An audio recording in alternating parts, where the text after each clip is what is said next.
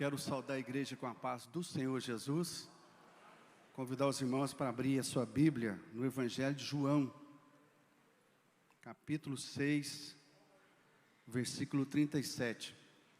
Enquanto os irmãos vão procurando, eu quero agradecer essa rica oportunidade que nos é concedida pelo nosso presidente, Bispo José do Carmo, que tem nos dado grandes oportunidades nesse campo de trabalho. Amém, igreja? Diz assim a palavra de Deus: tudo que o Pai me dá virá a mim, o que vem a mim, de maneira nenhuma o lançarei fora. Os irmãos podem assentar.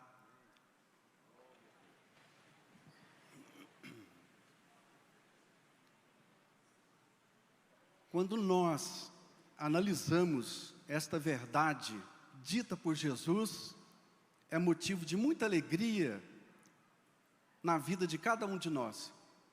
E ao mesmo tempo, nós podemos dizer que muitas pessoas não podem entender esse propósito, esse plano de Deus, que enviou o seu Filho amado à terra para cumprir um propósito. Porque na verdade foi uma grande dádiva de Deus, a sua graça infinita, a sua misericórdia veio sobre toda a humanidade quando Ele mandou Jesus à terra, seu Filho único, para morrer na cruz do Calvário pelos pecadores.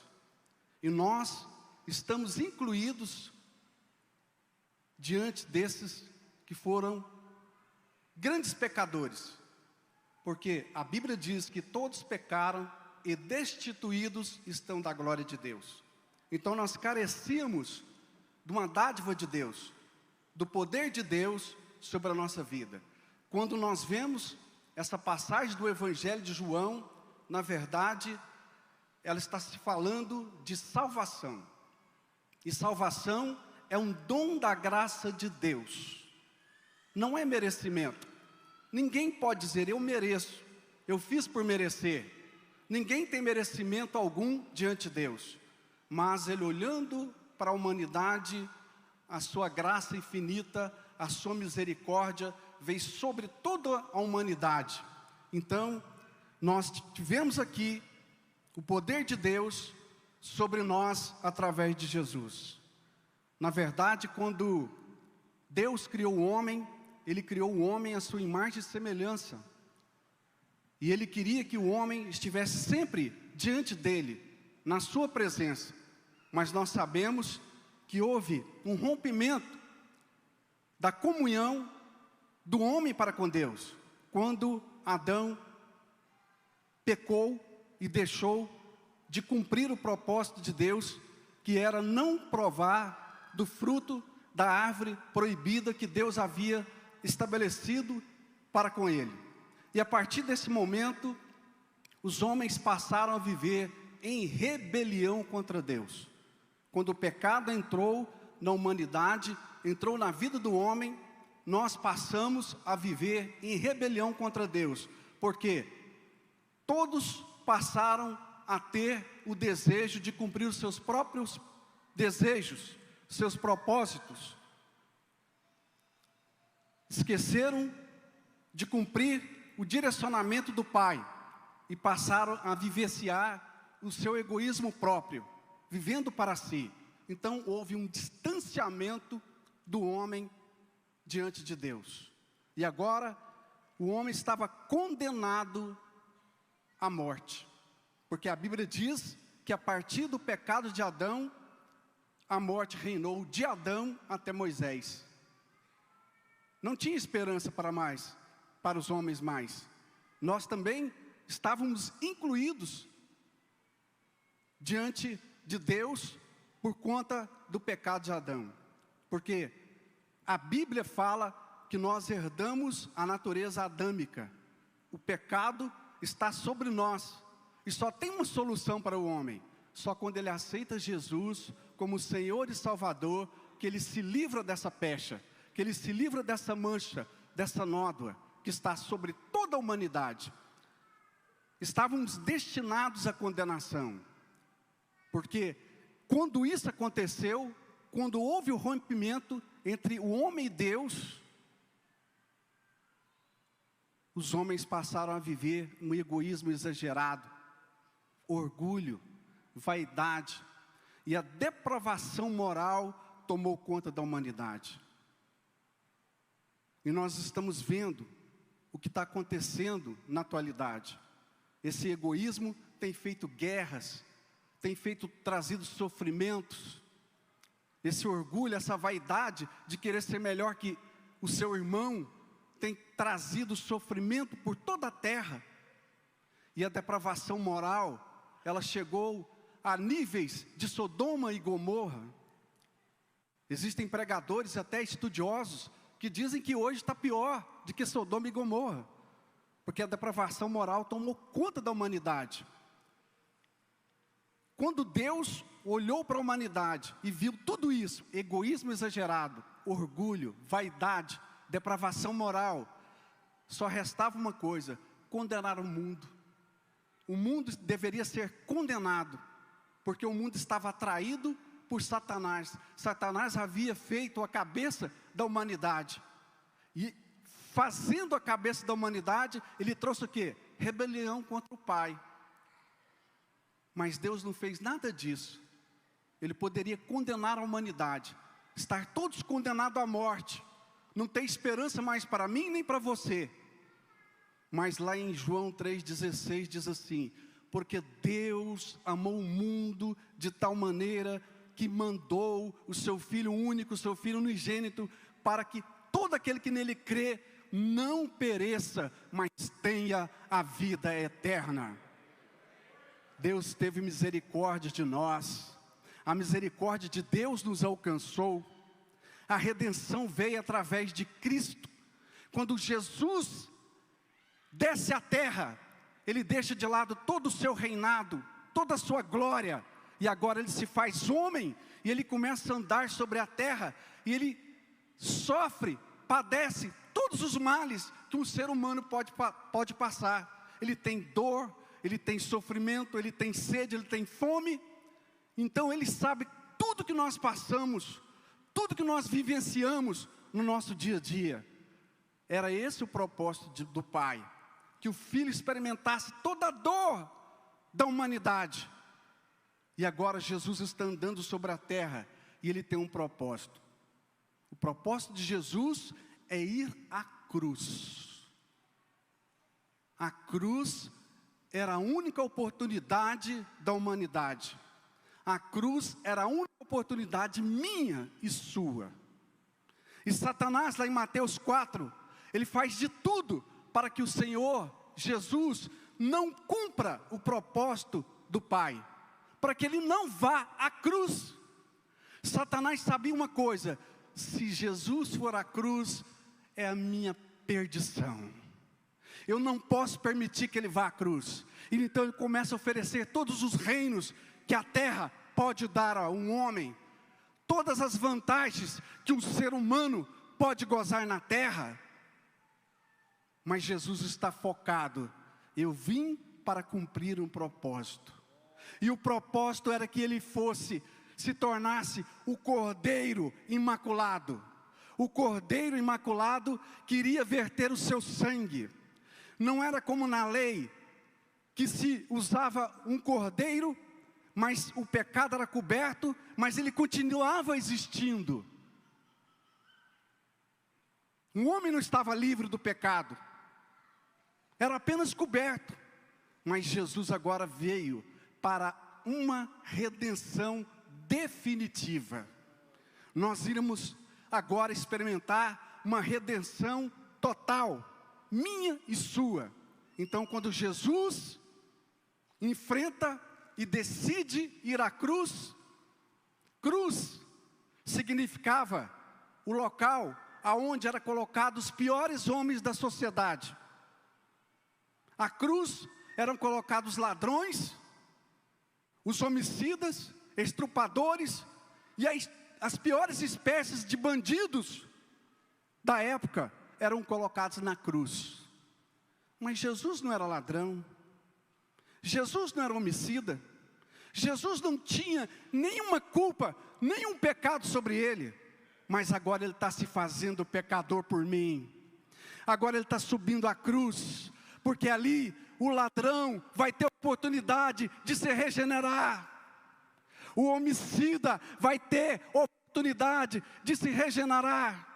E todo aquele marginal, todo pecador, toda mancha ali na cruz, quando Jesus estava tendo o seu sangue vertido, estava sendo purificado, estava sendo limpo, transformado, porque o sangue de Jesus tem poder para transformar. O sangue de Jesus tem poder para renovar. O sangue de Jesus tem poder para redimir.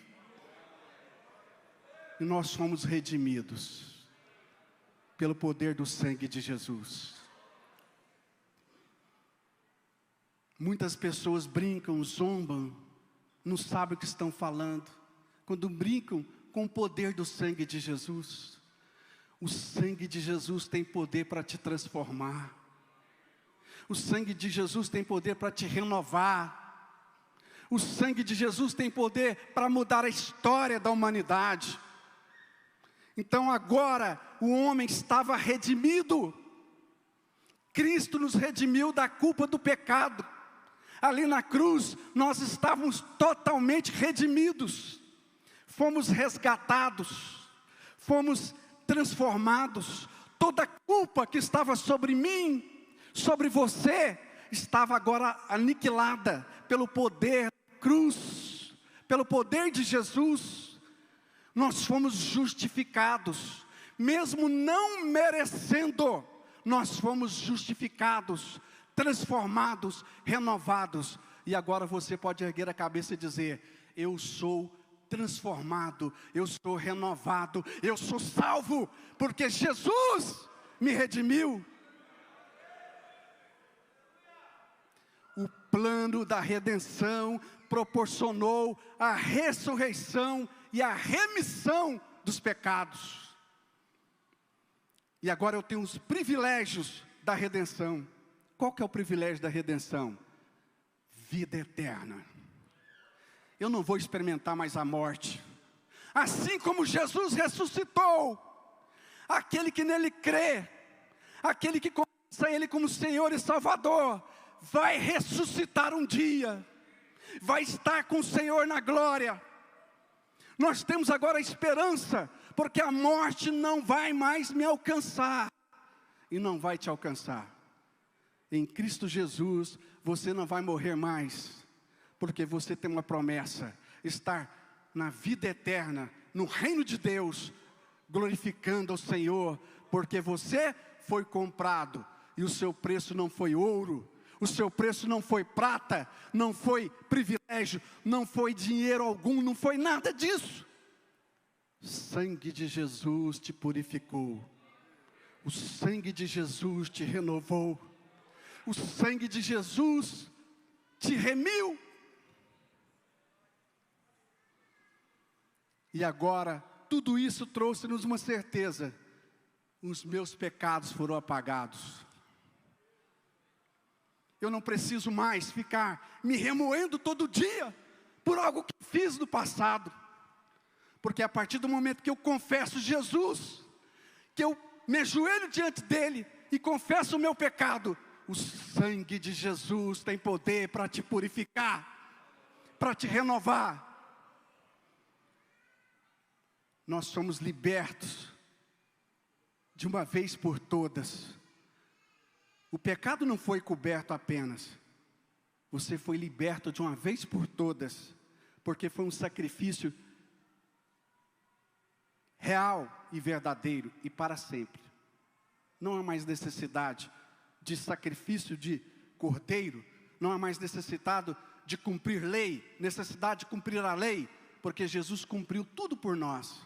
A única necessidade é, pela fé, confessar Jesus como Senhor e Salvador, e pela fé, arrepender-se dos seus pecados, e se voltar para Deus. E um dos privilégios dessa redenção, foi que o Senhor enviou o Espírito Santo, e a partir deste momento, o Espírito Santo de Deus habita em você. O Espírito Santo de Deus habita na minha vida.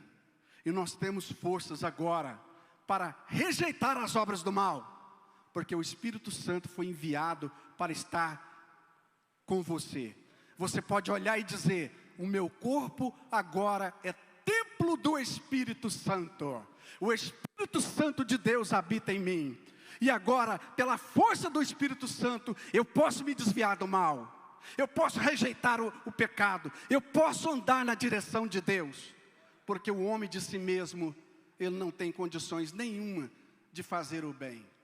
O bem que fazemos é porque o Espírito Santo de Deus habita em você. E ele direciona a sua vida, ele muda a sua história e ele te faz andar na presença dele. Engraçado, irmãos, que alguém poderia dizer: qual o preço de tudo isso? Não tem preço. É tudo pela graça. Tudo pela graça. Alguém poderia dizer: mas o que eu devo pagar? O que eu devo fazer? É graça, é só receber a graça de Deus, é só receber o dom da vida de Deus, é só crer no Senhor Jesus e estar na presença dEle. Esse é o preço, porque merecimento nós nunca teremos. Por mais que o homem tente ser bom, a sua natureza sempre vai traí-lo. Mas quando o Espírito Santo de Deus habita no meu ser, eu posso fazer coisas boas, eu posso andar na presença de Deus. Eu posso sempre ter a certeza que a minha vida está direcionada por Deus. E o que eu devo fazer? O que eu devo fazer para aceitar Jesus como meu Senhor? É pela fé. A fé em Jesus Cristo é a única condição prévia que Deus requer do homem para a salvação. Se você tiver fé em Jesus, você vai alcançar a salvação. E alguém pode dizer: mas como que é essa fé? Essa fé não é somente uma confissão da boca para fora. Essa fé não é somente dizer: eu creio em Jesus. Essa fé é uma fé que traz você a um convencimento que você precisa renovar-se diante do Pai. Eu preciso mudar de direção. Eu preciso arrepender dos meus pecados. E eu preciso me voltar para o Senhor Jesus. Esta é o norte, dádiva de Deus para você. Este é o caminho. Então, você jamais vai alcançar a salvação se não for pela fé. E essa fé vai trazer o quê? Arrependimento. E esse arrependimento inclui o quê? Desviar-se do mal, andar na presença de Deus, obedecer a palavra do Senhor, fazer a vontade de Deus. Se assim você faz, existe uma promessa. Qual que é a promessa de Jesus para mim e para você? Jesus promete receber de coração todos os que chegam a Ele, com arrependimento e fé. Os que assim vêm a Jesus, os que vêm assim a Jesus, fazem em resposta à graça de Deus que lhes foi concedida. Esta é a palavra do Senhor para nós. Que nós possamos responder a Ele tudo que Ele fez por nós, todas as dádivas que Ele fez na minha vida e na sua vida. Pela graça, nós podemos confessá-lo sempre e andar diante dEle. E o Senhor Jesus, quando Ele subiu aos céus, Ele enviou o Espírito Santo. E o Espírito Santo tem a função de atrair o pecador. Muitas vezes a pessoa sente-se impulsionada a servir a Deus, a aceitar Jesus como Senhor e Salvador. É o Espírito Santo trabalhando no coração da pessoa. É o Espírito Santo incomodando a pessoa. Mas o Espírito Santo pode ser rejeitado? Muitos dizem que não. Mas eu entendo, e lendo as Escrituras, estudando, eu creio que sim. Muitos têm resistido à obra do Espírito Santo. Muitos têm deixado que a atração do mundo seja maior do que a atração do Espírito Santo. Por quê? Estão rejeitando o Espírito Santo de Deus, em favor de benécias passageiras, porque a vida passa rápido, muito rápido, e não vale a pena rejeitar o Espírito Santo de Deus, que está te convencendo, que está falando no seu coração, a servir a Deus, a estar na presença do Senhor, por algo que vai passar muito rápido, porque o que virá depois será para sempre. Nossa vida não resume aqui e agora. A nossa vida não resume somente nessa terra. Até o apóstolo Paulo disse, se a nossa vida se resumisse somente na presente era, nós éramos os piores de todos. Mas a nossa vida se resume na vida eterna, no reino de Deus. E nós temos a missão de pregar o evangelho do reino. O evangelho do reino é que muda a vida das pessoas. Eu não tenho nada contra a teoria da prosperidade. Acho até muito interessante. Mas ninguém vai prosperar se não for fiel a Deus, se não está na presença de Deus. Porque ser próspero não é somente ter bens materiais. Muitos têm bens materiais. E você pode olhar para ele e dizer, como fulano é próspero? Não é. Você não sabe o sofrimento que ele passa, as dificuldades, os problemas. A verdadeira prosperidade, quando vem do Senhor Jesus, mesmo no pouco, se transforma em muito. Porque a nossa alegria é estar na presença do Senhor. A vossa força é estar na presença do Senhor. A nossa alegria é andar em espírito e em verdade diante do Pai. E a vontade do Pai é essa. O importante é que nós compreendamos que o nosso relacionamento com Deus, com o Pai, deve ser também de responsabilidade nossa. Qual é a minha responsabilidade? A minha responsabilidade é andar de acordo com a palavra de Deus. É seguir na direção do Pai. É andar na direção do que diz os Escritos Sagrados. Não é simplesmente confessá-lo da boca para fora, como eu disse ainda há pouco. Essa é a minha responsabilidade e a sua responsabilidade. Ter o conhecimento que a nossa salvação depende de nós também. Quando nós não resistimos o que o Espírito Santo está falando no nosso coração.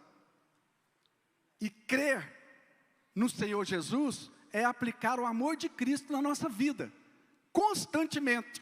Aquele que crê e vai a Cristo, não entrará em condenação. Jamais. Porque o Senhor já cumpriu aquilo que Ele deveria fazer, como o Pai o enviou por todos nós. Então, a partir do momento que o crente não está mais condenado com o mundo, ele está em Cristo, ele tem a certeza de uma coisa. Eu posso dizer para todas as pessoas que eu sou salvo em Cristo Jesus. A salvação me alcançou. Muitas pessoas costumam dizer, vocês são chatos, vocês dizem que só vocês são salvos. Mas aquele que compreende essa palavra, que compreende o sacrifício de Cristo, que tem fé, que se arrepende, que confessa a Ele, que anda na presença dEle, tem que abrir a boca e dizer, eu sou salvo sim, porque Jesus me comprou. E eu não fui barato não, eu fui caro, foi preço de sangue. Foi preço de sangue. Por isso eu posso dizer, em Cristo Jesus eu sou mais que vencedor. Amém? Igreja, se coloque de pé.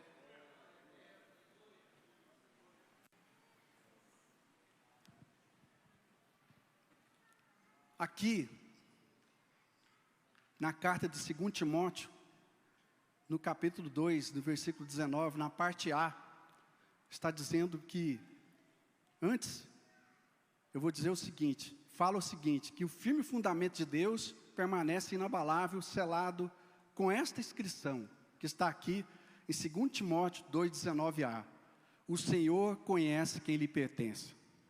O Senhor te conhece. O Senhor me conhece, conhece você.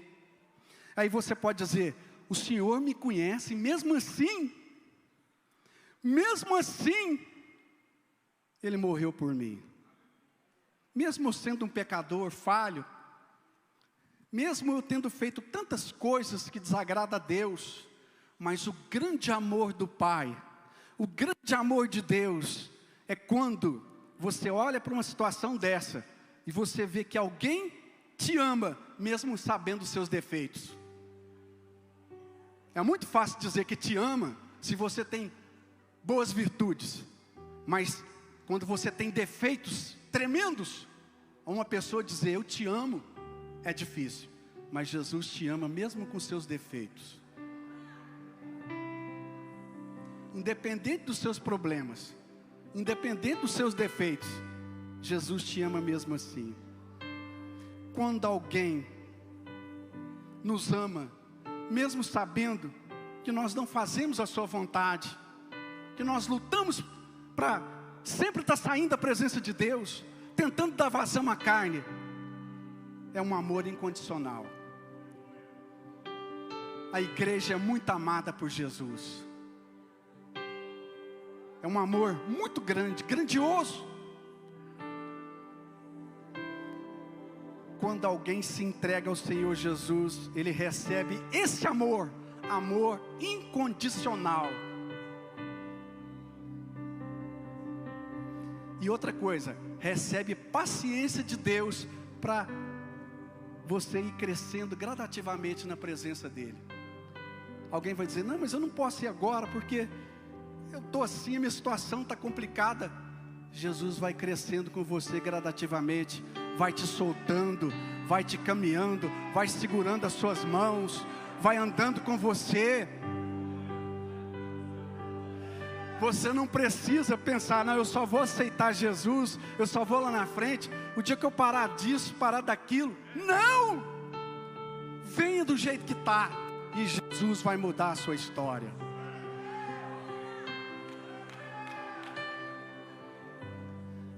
Eu falei, o Senhor conhece quem lhe pertence, e você pertence a Jesus.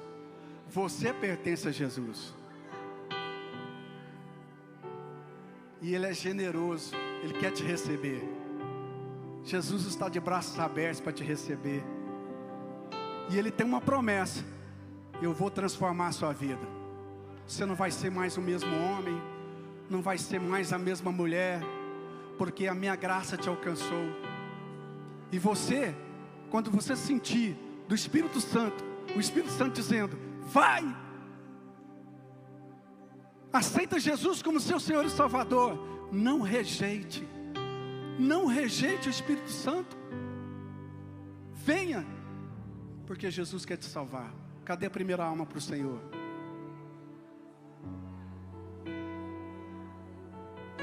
Uma alma para Cristo.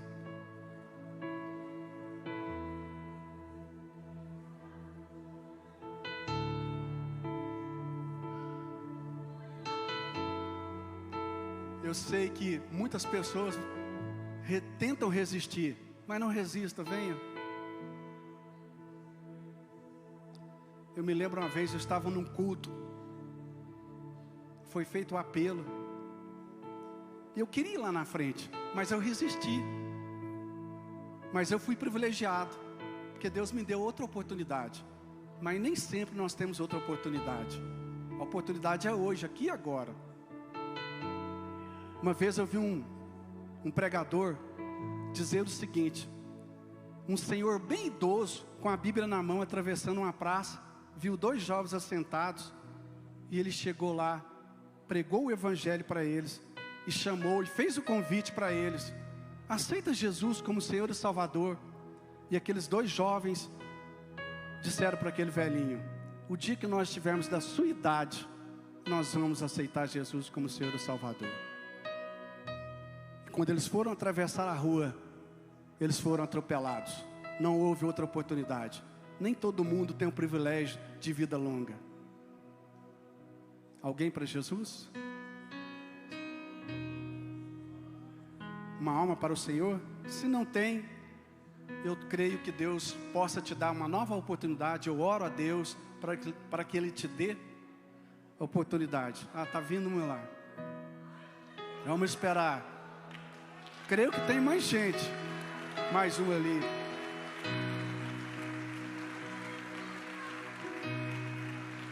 Graças a Deus. O Senhor está salvando.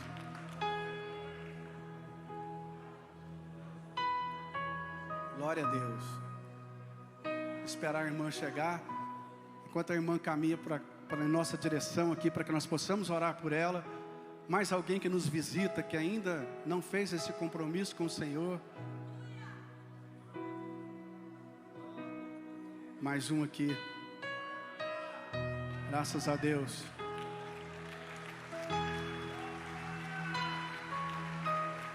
Glória a Deus.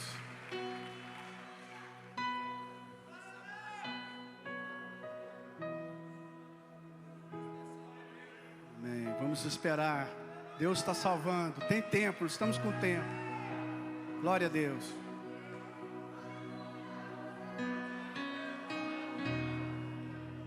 Aleluia. Só o Senhor é Deus. Mais uma alma vindo ali. Mais alguém na galeria?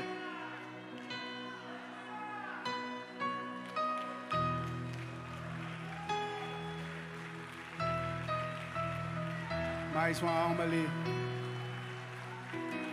Graças a Deus. Mais uma ali.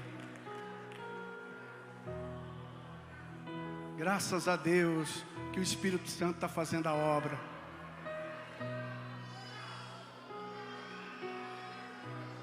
Aleluia. Tem mais alguma alma para o Senhor nesta noite?